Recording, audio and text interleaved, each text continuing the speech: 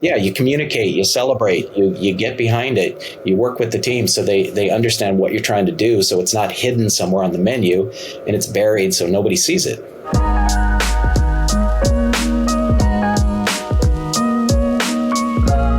If you've got a busy restaurant and you can increase 100 guests, if you can encourage 100 guests to spend an additional $1 a day, that's it. 100 guests over a year, that's over $36,000 a year, right? So let's kind of break it down into specific different categories, because quick service restaurants and fine dining restaurants are going to have different strategies, but the math works out to be the same thing.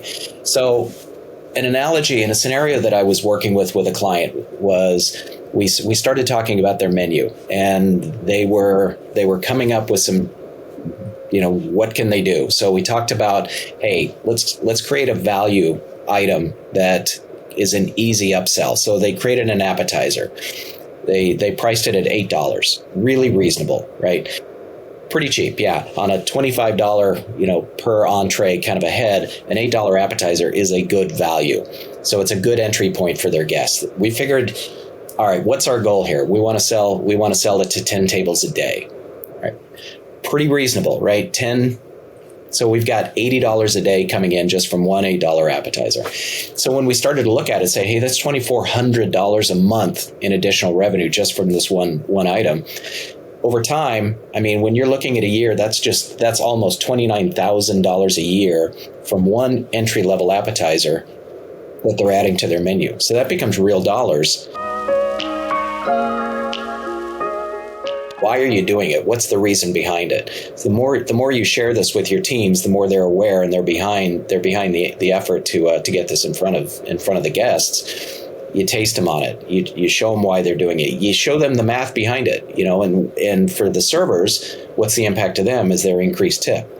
So they can, once our restaurants, and that's what we do at KitchenSync, is we really talk to them in terms of data.